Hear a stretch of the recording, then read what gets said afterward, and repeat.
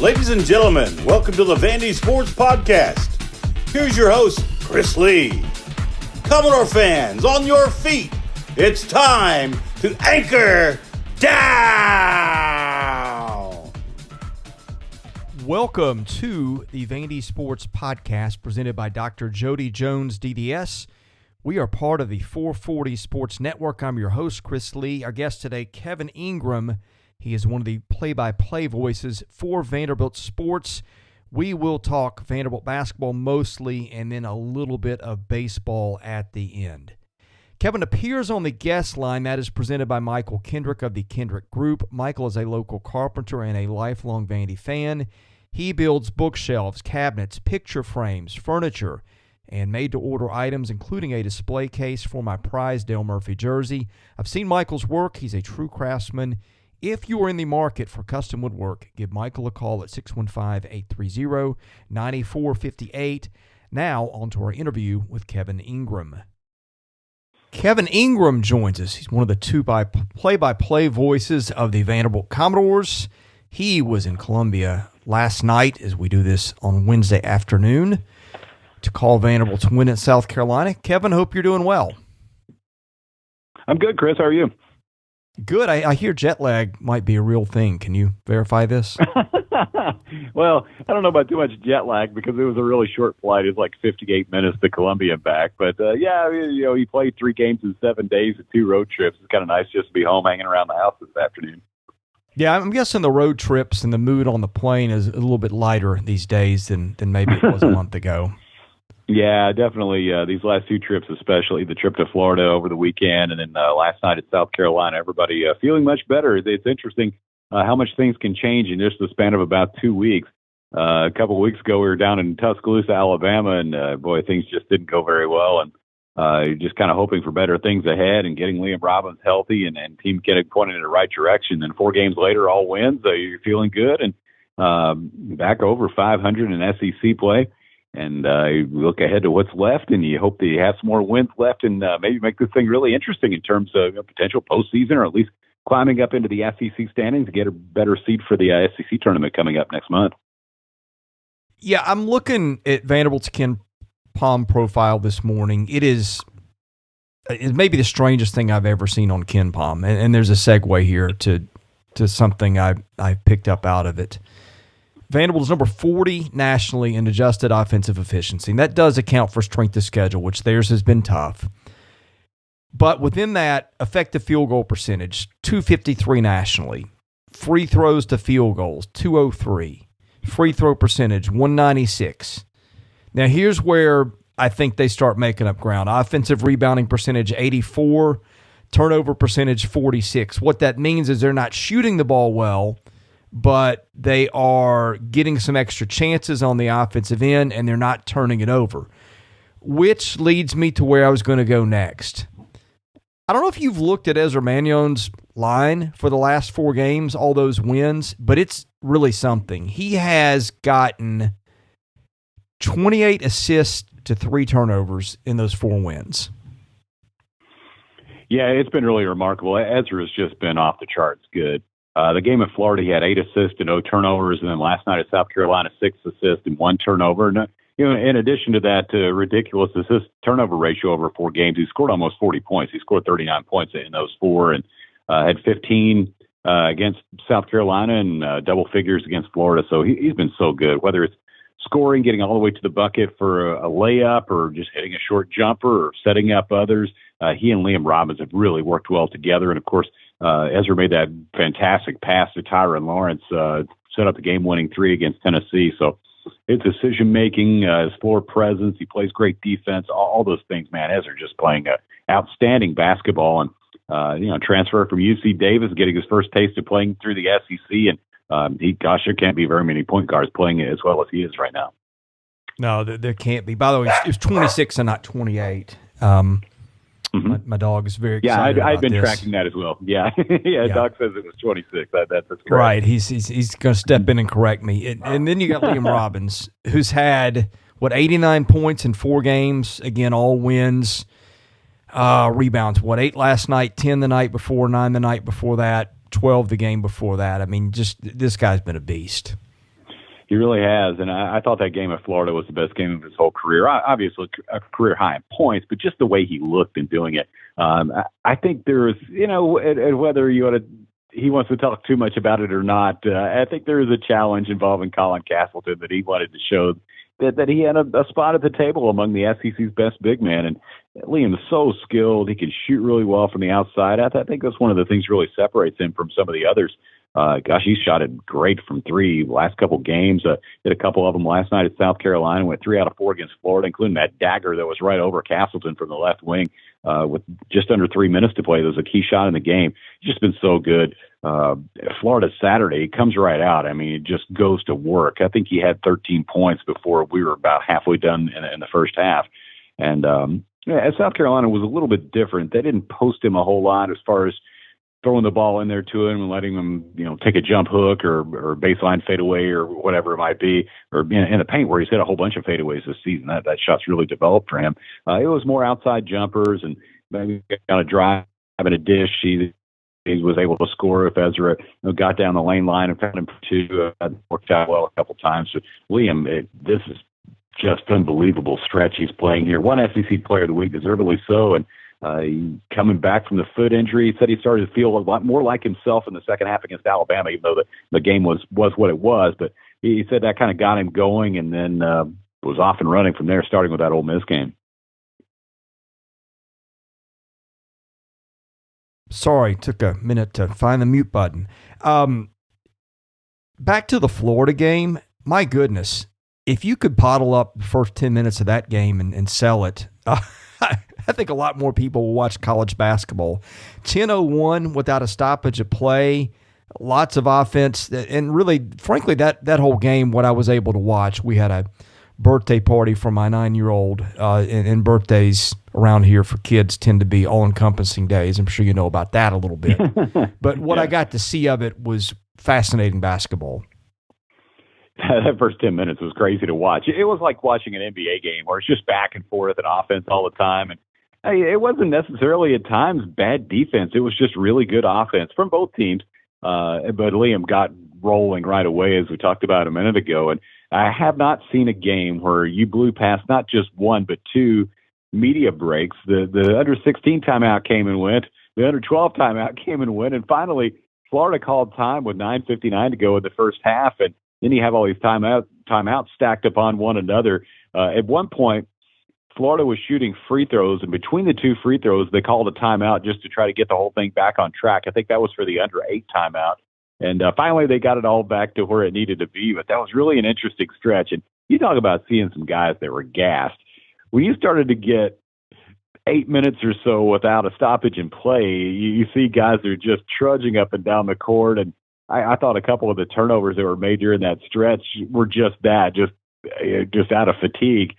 But, that was such a fun stretch to watch, and Vanderbilt won that game at Florida and really got the job done down the stretch. Liam hit that big shot. Vanderbilt made a whole bunch of free throws at the end. And, that felt like a significant win, too, to go down there and win. Florida's not going to, they're not going to win the SEC this year, but still they have some very good players and have some nice wins on the resume, and it played well against some of the contending teams. And that was just one that was a really good one to go down there and get. We'll see those guys again here in about a week and a half. But, part of that 4-game win streak, back-to-back road wins, Florida and then South Carolina. Were the play-by-play guys and the color commentators also gassed at that first break? Yeah. I was kind of tapping the top of my headset, saying we needed a timeout. Right. I think, it's funny to say that, but we almost were. You get so used to the rhythm of those games where you cross under 16 minutes and you have a foul or a ball goes out of bounds or something, you go to a break. And but I think Tim and I were just kind of sitting there looking at each other like, when's this thing going to stop? Because it just kept rolling on and on and on. And you'll see sometimes it'll go a minute or two past the timeout, but not very often, and certainly nothing like that where you went 6 minutes past the under 16 timeout. Yeah, you would think ESPN Stats and Info would have had out some kind of tweet about like the longest start of a game. I mean, surely they've got that somewhere, but I mean that I don't know if that was the record, but that's got to be in the conversation. I can't imagine there've been very many games that went that long. No, I mean, I don't think you could do that if you tried again. But right. Any takeaways from last night that we haven't gotten to before we get to the mailbag? Chris, I think sometimes in basketball, you can shoot well and not play well, or you can play well and not shoot well. And those things don't always go together. And I thought last night's game was one of those where Vanderbilt really played pretty well, but they just didn't shoot very well, especially in the first half. They had some great looks from three that just simply didn't go in. It wasn't like they were taking bad shots and missing.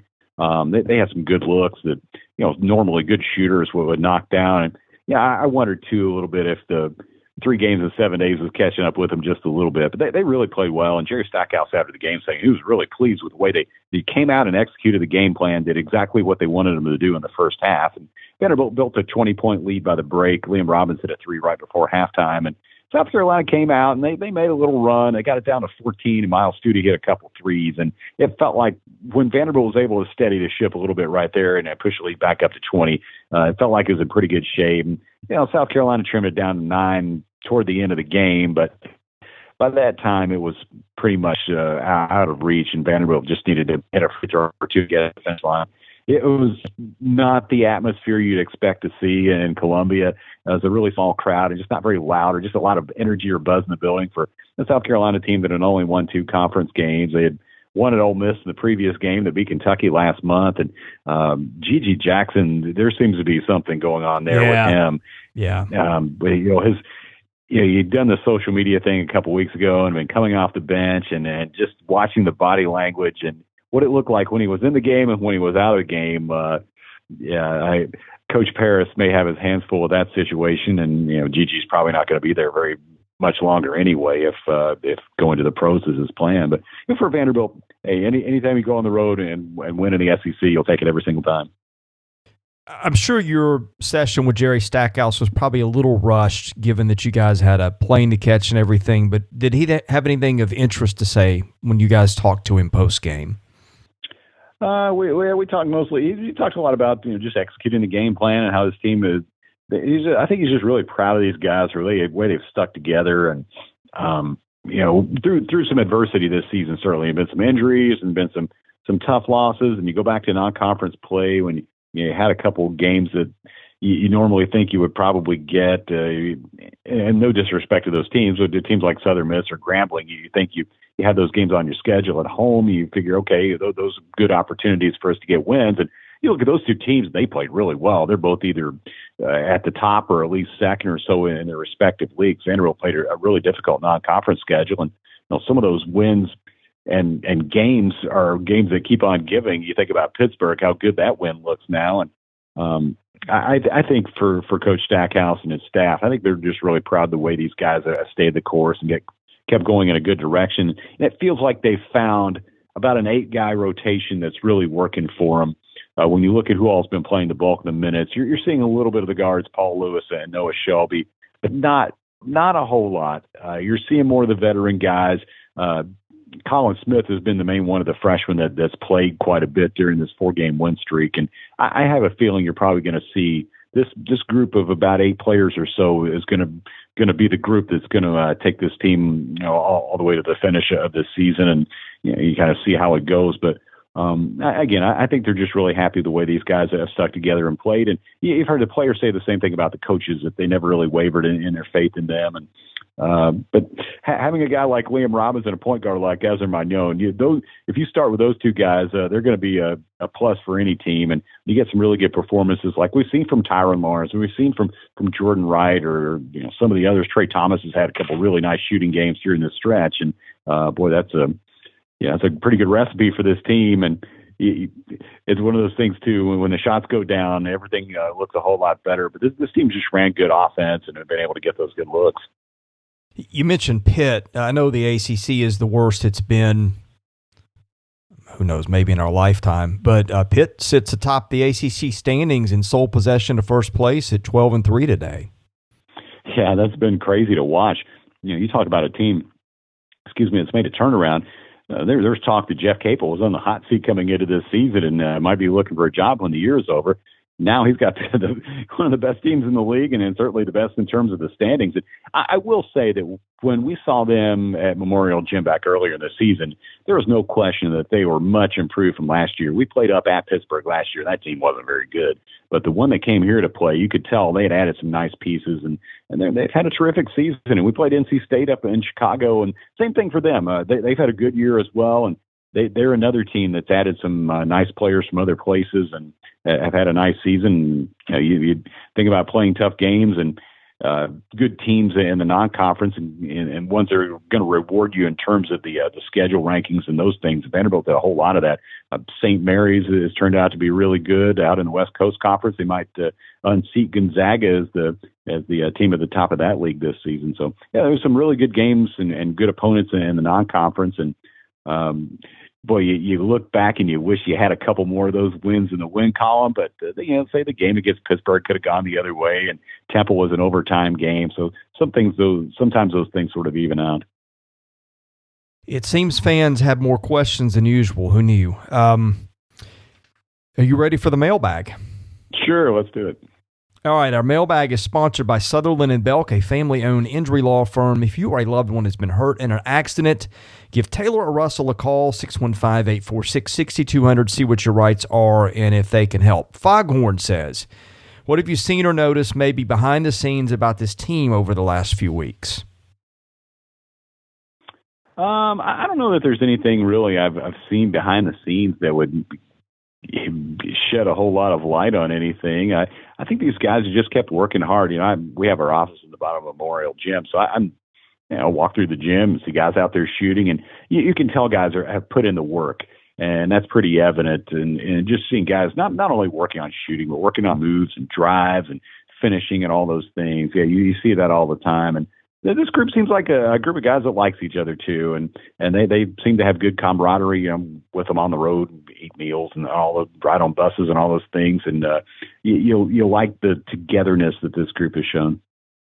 This season of the Vandy Sports Podcast has been made possible by my friend Dr. Jody Jones, DDS. When it comes to general or cosmetic dentistry services, Jody is the best in Nashville. Just check out his client list. It testifies to that. He sees movie stars, music stars, athletes, coaches, you name it. Jody is the dentist of choice for stars in Nashville, but he sees regular folks like you and I as well. What people love about Jody's office is the ambiance. It's relaxing, it's friendly. Someone described it to me as a tooth spa. Whether your needs are general or cosmetic, go see Jody today. Call him 615-270-2322. See him at 55 Music Square East, not far from downtown or the Vanderbilt campus. Jody is a former Vanderbilt football player and a huge Commodore booster, so go and talk Vandy sports with him while you're there.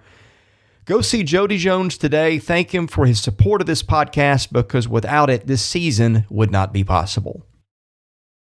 Okay, next one, SR Kane. Liam is the best player on this team, but who is the most important player on the team? I would say Ezra, but there are arguments for others, such as when XYZ makes his shots, we win the game. I'll let you answer that how you like here. Well, I think maybe 1 and 1A. Liam is the most important player on this team, as we've seen. Just a totally different dynamic when he's out there on the court. But I would submit that Ezra Manjon is right there, very close second. His ability to just run the offense and not turn the ball over and make really good decisions, and at the end of games be solid with the ball and make the right pass or get to the free throw line and knock down shots when you need him to. And really his defense, he's told us throughout the year he loves playing defense and having that challenge and guarding the other team's very good guards on the other side and making those decisions about going over or going under, and a lot of that stuff scattering reports when it comes to dealing with screens. But I would say those two guys are certainly the two most important, and that's not to take anything away from anybody else. I think if you polled the team, you probably get those same answers. Next one is from Pepperdor, longtime listener, first-time caller. Rank the following style of wins from most to least enjoyable. Close game, start to finish. Number 2, build first half cushion, lead ebbs throughout the second half. 3, close first half, win comfortably. D, blowout win, start to finish. Well, coaches would say deep blowout win start to finish. I kind of like the ones where it's kind of close. You want your team to win, and it's nice to win comfortably. But in some ways, calling games is almost more fun to have it, where it's competitive. I sort of like the ones where it's close for a half, and then you sort of pull away in the second half. So I guess that's where I would start. Okay, next one, also from Pepperdor. Where did it go? Oh, here we go. What caused Vandy's weak second half performance? Is that simple regression to the mean, coasting, loss of focus? Did South Carolina make strategic adjustments? And what lessons should that teach the team? That's a lot. I don't know. They were ahead by 20, and really South Carolina made a couple runs. They made some shots. I mean, you're not going to go the whole game and just blow people's doors off. I don't know that I have a great answer for that one. And, Coach Stackhouse, he played some of the young guys a little bit as the second half went along, so maybe that was a little bit of a factor too. But I don't know that it was, because those two young guards, when you look at Paul Lewis and Noah Shelby, they played quite a bit, and I think they're going to be really nice players.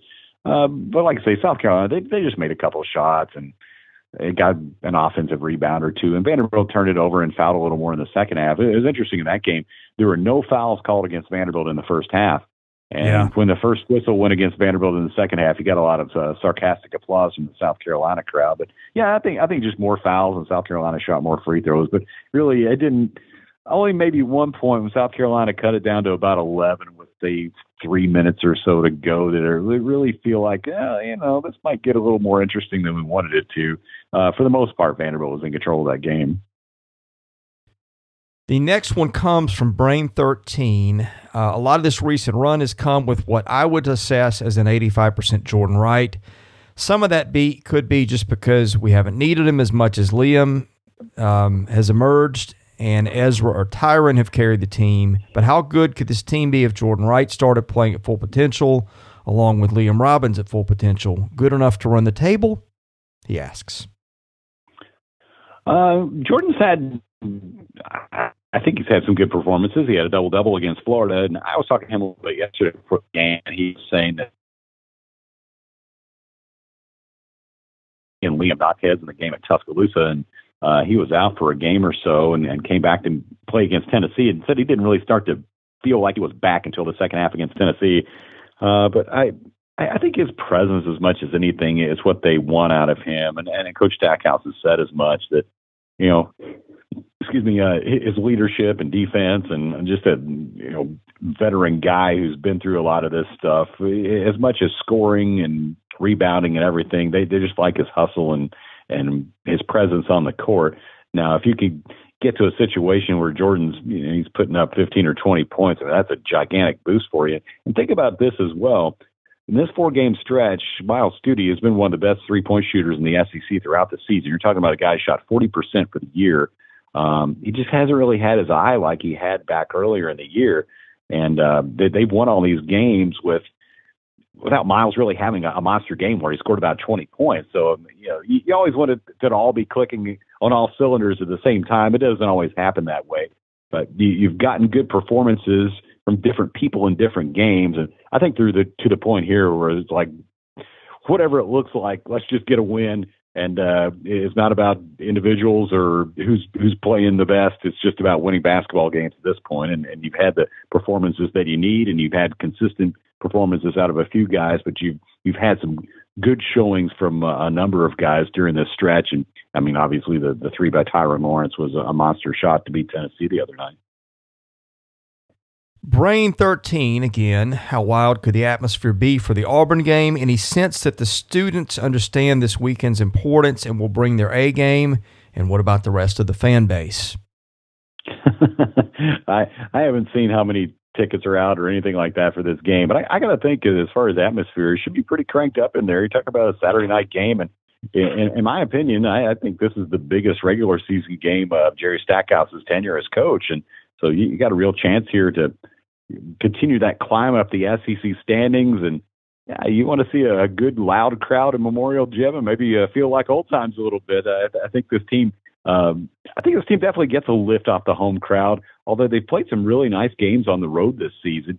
Even some of the games they've lost in the SEC on the road, they've really played well. They played well at Texas A&M and had a chance to win at Missouri. They played good in both those games. And really, when they went to Tennessee, I thought they played pretty well over there, just didn't shoot very well in the second half. But, I'm looking forward to Saturday. I think it's going to be fun to see what that atmosphere is like with Auburn coming in here.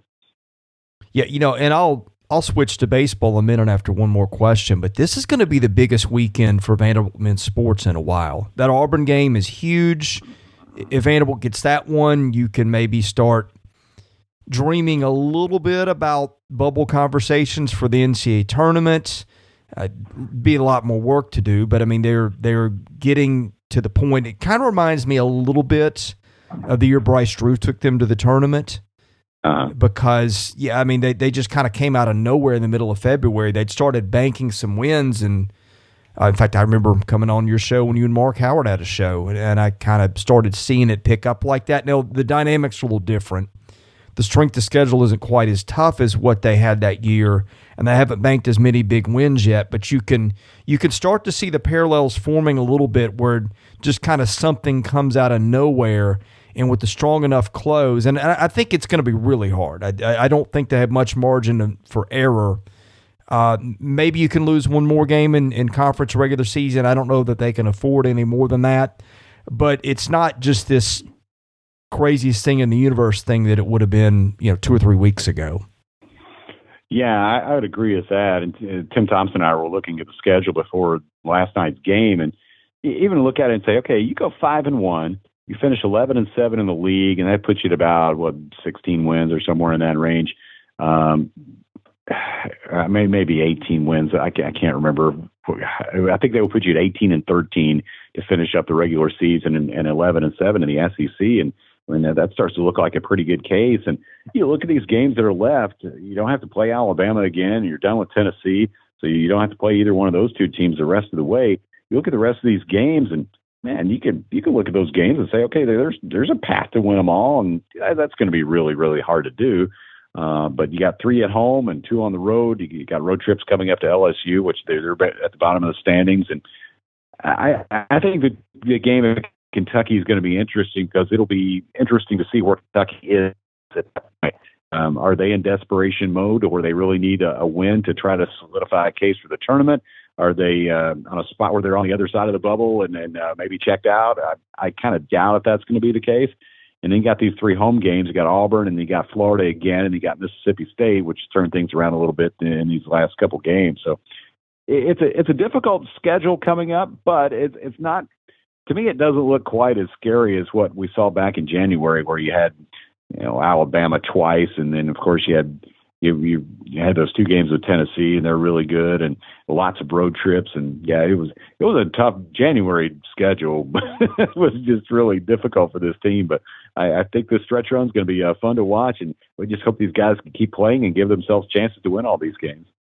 Yeah, I think that several schools just got the raw end of the schedule. It's like you had a lot of teams that didn't play the top tier teams as much. Or like, I'll give an example who really got the short end of the stick. LSU, like all year we've sort of had, at least in my mind, although Vanderbilt has made this more interesting, there was sort of a 9-5 structure to the league. 9 teams that were kind of a little bit of a level, especially you could see it in the computers above the rest, and then a bottom 5 that Vanderbilt was part of, and probably the best team in the bottom 5, although now I would argue they're closer. Well, they're probably in a top 9 or 10 rather than a bottom 5 at this point. But I'm rambling. The point I was going to make was LSU did not play any of those bottom 5 teams until last night, which perhaps not coincidentally, LSU has not had a calendar or had a win in this calendar year.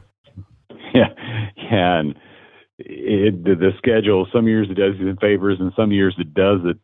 Like last year, you think about it, Vanderbilt played Georgia twice. It would have been nice to play those guys twice this season, but it was only the one matchup in Athens. And you can't really do a whole lot about that. You sort of have to play the hand you're dealt in terms of the schedule.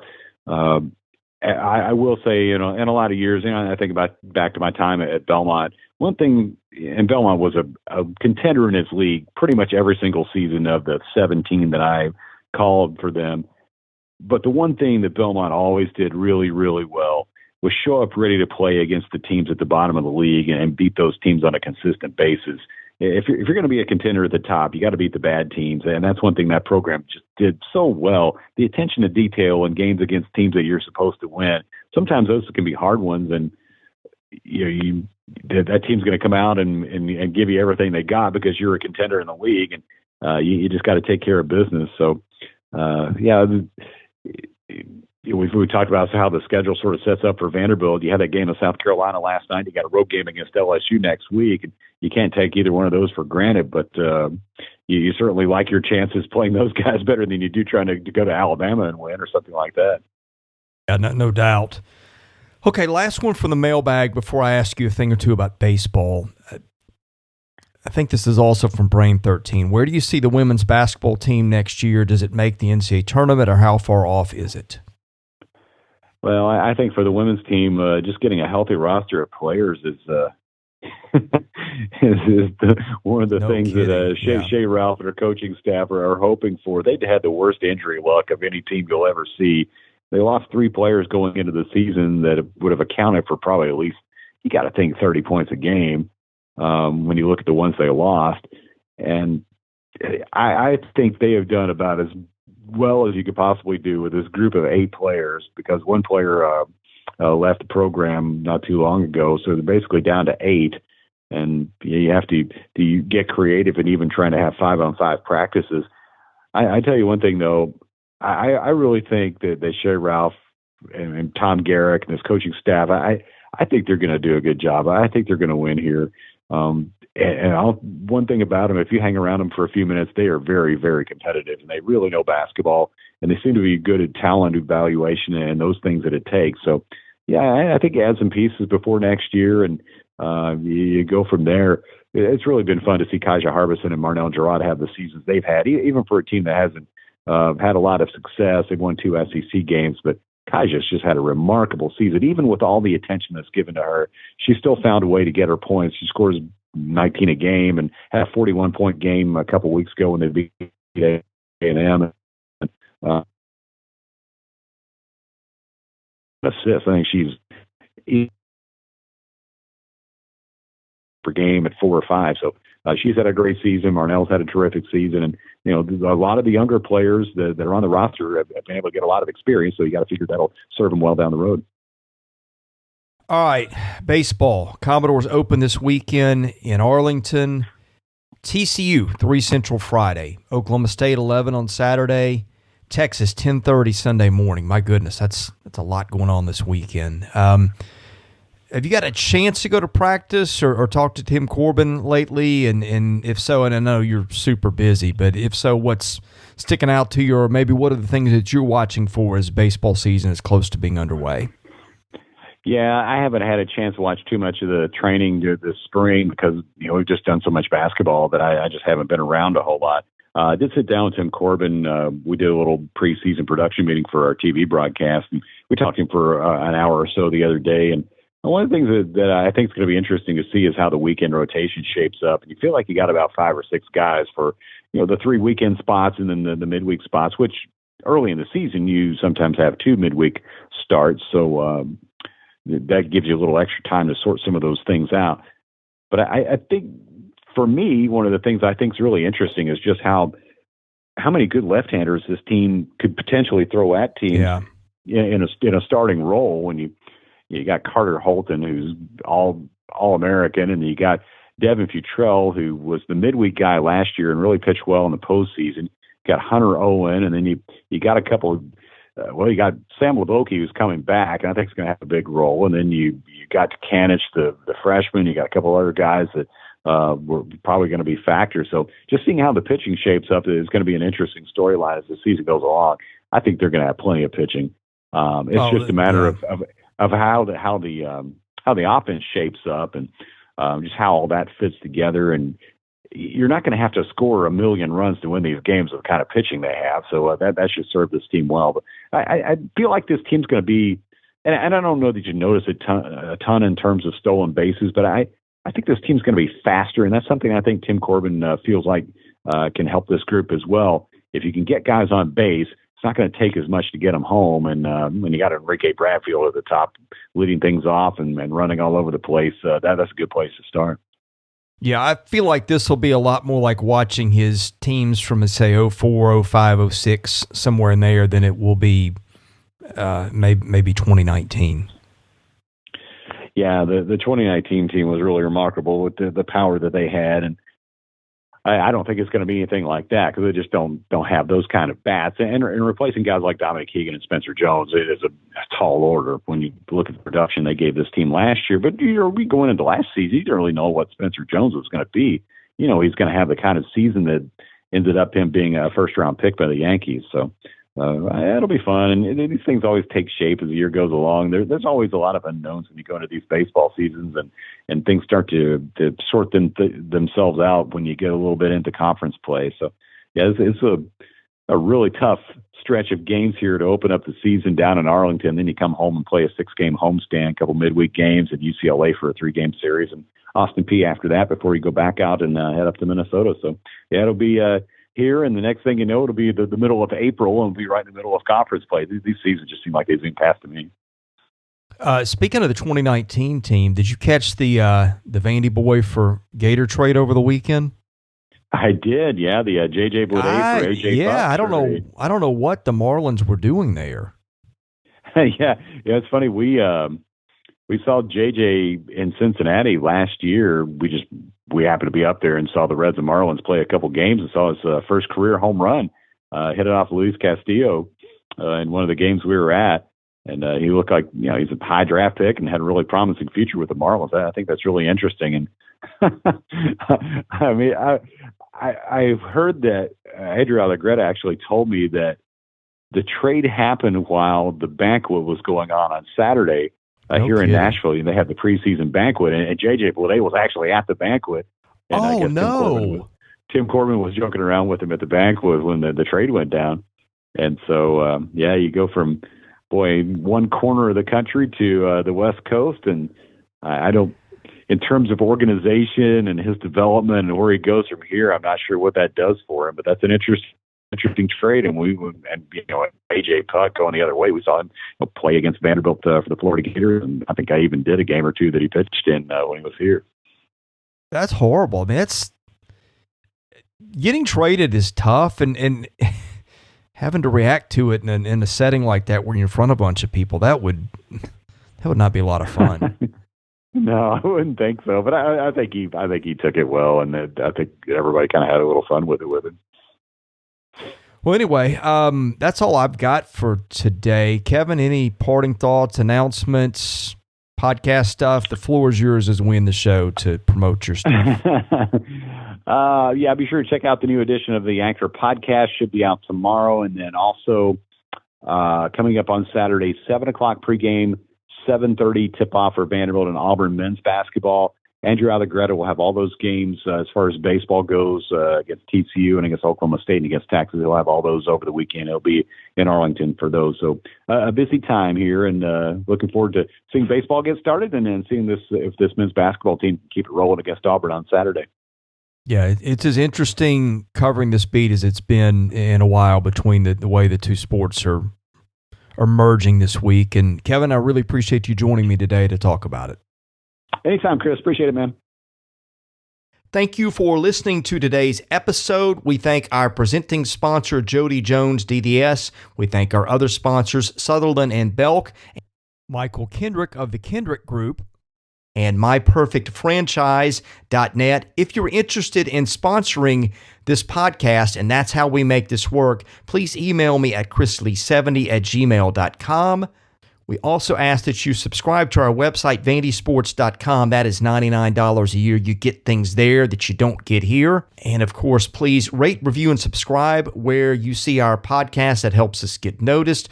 Be sure to follow us on Twitter at vandysports.com. Follow me at chrisley70. And finally, subscribe to our Vandy Sports YouTube channel as well. Thank you for listening to the Vandy Sports Podcast, which is part of the 440 Network. I'm your host, Chris Lee. We'll catch you with another episode coming very soon.